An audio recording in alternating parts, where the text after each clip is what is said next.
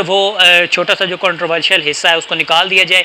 और इसने आपको बताया कि आप इनकम कैसे जनरेट कर सकते हैं, आप अपने एक्सपेंस को और महदूद कैसे कर सकते हैं, आप अपने एसेट्स को कैसे बढ़ा सकते हैं, आप कैश फ्लो पर कैसे काबू पा सकते हैं और अपनी लाइबिलिटीज़ को कैसे एक इक़्तिदार में खड़ा कर सकते हैं।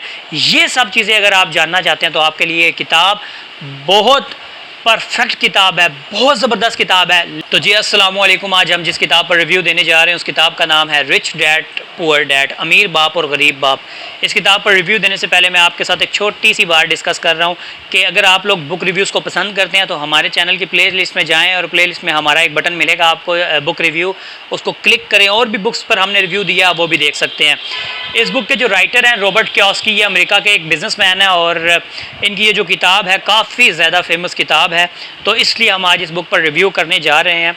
इस किताब के अंदर सबसे पहले रॉबर्ट कियोसाकी अपनी लाइफ का कुछ हिस्सा डिस्कस करते हैं। ये कहते हैं कि मेरे दो बाप हैं, एक इनके सके बाप होते हैं जो नहायत ही गरीब होते हैं और एक इनके दोस्त के वालिद होते हैं जो नहायत ही अमीर होते हैं। फिर आगे इन्होंने वो सारी चीज़ें बताई कि अमीर मेरे दोस्त का बाप अमीर किस तरह हुआ और मेरे जो सके वालिद थे वो गरीब किस तरह रहे। कहते हैं कि मेरे वालिद की जो सोच थी वो एक एम्प्लॉय मज़दूर की सोच थी और वो कभी भी किसी बड़ी चीज़ को हासिल नहीं करना चाहते थे, एम्प्लॉय की ज़िंदगी में खुश थे और जो कभी भी उनके जो डिसीजन थे, जो वो बड़े फ़ैसले उन्होंने नहीं किए, यही वजह है कि उनकी छोटी सोच ने उनको गरीब रखा।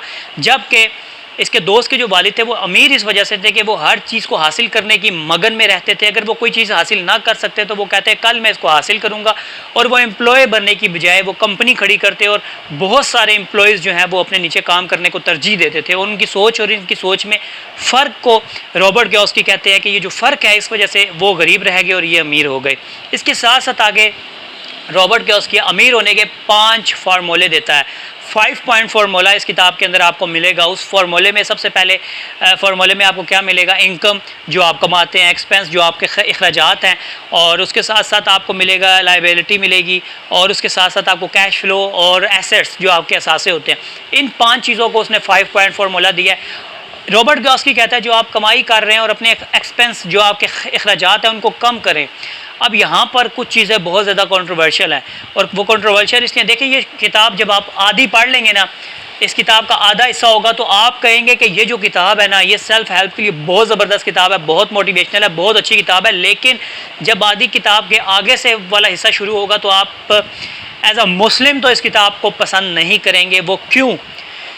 इस किताब के अंदर जो एक पॉइंट रॉबर्ट कियोसाकी ने रखा है इनकम, एक्सपेंस और एसेट्स के बाद लाइबिलिटी और कैश फ्लो का, वो कहता है कैश फ्लो को अगर आप रोकते हैं, लाइबिलिटी अपने जो वो अखराजात हैं आप उनको रोकें, जो आपके बहुत ज़्यादा अखराजात हो रहे हैं उनको रोकें, ताकि अगर आप अमीर होना चाहते हैं तो उन अखराजात को रोकने में इसने कहा कि अगर आपके जो वालिदैन हैं वो भी देखें आप पर एक बोझ हैं, ठीक है, वो अगर आपको कमाई करके नहीं दे रहे तो वो आप पे बोझ हैं, वो आपके अमीर होने के बीच में एक बहुत बड़ी रुकावट है।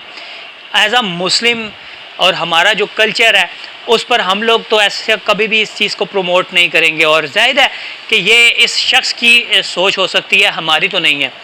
फिर इसके साथ साथ इसने कहा जो मेरी औलाद है, जो मेरी औलाद बहुत छोटी है, जो मुझे कमा के नहीं दे सकती, वो भी मेरे लिए बोझ है।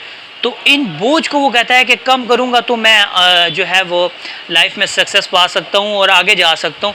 तो ये जो हिस्सा है ये बहुत ज़्यादा कंट्रोवर्शियल है, और जिस वजह से आधी किताब पढ़ने के बाद जब मैं इस हिस्से पे पहुँचा तो मैंने इस किताब को बंद कर दिया। आप यकीन माने इस किताब के अंदर बहुत सारी चीज़ें हैं जो सीखने के लिए और जो बहुत ज़्यादा आप जिनसे इंस्पायर हो जाएंगे। इसने लेसन 5 में द रिच इन्वेस्टमेंट मनी के बारे में जो इसने बातें की हैं वो ज़बरदस्त हैं। आप लोगों को पता चलेगा आप लोग कैसे इन्वेस्ट करें, ओपन मार्केट के बारे में आपको पता चलेगा, लोकल मार्केट के बारे में आपको पता चलेगा। आपके लिए ये किताब ज़रूरी है, लेकिन हाफ आधी किताब पढ़ें, आगे जो कंट्रोवर्शियल चीज़ें हैं उनको छोड़ दें, स्किप कर दें, ठीक है। इसके बाद जो इसके लास्ट वाले कुछ 2 चीज़ जो हैं वो चैप्टर भी बड़े मज़े के हैं। उसमें ये आपको बताता है कि आप अपने आप को स्टार्ट कैसे कर सकते हैं, आप अपने आप को बिज़नेस के लिए शुरू कैसे कर सकते हैं। तो वो चीज़ें भी इसमें बड़ी ज़बरदस्त हैं, तो वो अगर आप पढ़ते हैं इसमें से लेते हैं। मैं आपको एक बात बताऊं कि आप इसमें से इसका 5 पॉइंट फार्मूला भी ले लें, वो भी आपके काम आएगा। लेकिन जहाँ आपको लगे ना कि जो आपके बिल्कुल इस्लाम के ख़िलाफ़ जा रहा है, देखें इस्लाम में माँ बाप की एक बड़ी अहमियत है और इसके साथ साथ बच्चों को भी ज़ाहिर है बहुत अहमियत है, हमारा कल्चर हमें ये ज़ेब नहीं देता। तो आप उस हिस्से को छोड़कर बाकी इस किताब के अंदर से जो आपका मवाद है वो आप लें, तो आपको बहुत फ़ायदा भी होगा। शुरू की तो बातें इसकी मैं बिल्कुल उनसे मुत्तफ़िक हूँ और एग्री करता हूँ उनकी किताबों से। और लास्ट वाला जो इसका ये चैप्टर है जिसपे ये गेटिंग स्टार्ट के वाले से बात करता है कि अपने आप को खुद स्टार्ट कैसे किया जाए, वो बहुत ज़बरदस्त है। उसके अंदर कुछ ऐसे पॉइंट है, कुछ ऐसी बातें हैं जो आपके अंदर आपके अपने अंदर इतनी पावर भर देती हैं कि आप अपने आप को ही इस वक्त का एलन मस्क समझेंगे। तो मैं आपको ये कहूँगा ऑन बिज़नेस के हवाले से आपका जो माइंड है उसको आप अगर रेडी करना चाहते हैं तो इस किताब को ज़रूर पढ़ें। ये किताब आपको बिज़नेस के लिए भी रेडी कर देगी, ये किताब आपकी सेल्फ हेल्प के लिए भी है, ये किताब आपके अंदर खुद एतमादी के लिए भी है। लेकिन इसके अंदर जो कंट्रोवर्शियल हिस्सा है 5 पॉइंट वाला, उसमें से आप एक चीज़ को स्किप कर दें। बाकी ये किताब जो है मेरे भाई बिल्कुल 10 ऑफ 10 है। अगर वो छोटा सा जो कंट्रोवर्शियल हिस्सा है उसको निकाल दिया जाए, और इसने आपको बताया है कि आप इनकम कैसे जनरेट कर सकते हैं, आप अपने एक्सपेंस को और महदूद कैसे कर सकते हैं, आप अपने एसेट्स को कैसे बढ़ा सकते हैं, आप कैश फ्लो पर कैसे काबू पा सकते हैं और अपनी लाइबिलिटीज़ को कैसे एक इक़्तिदार में खड़ा कर सकते हैं।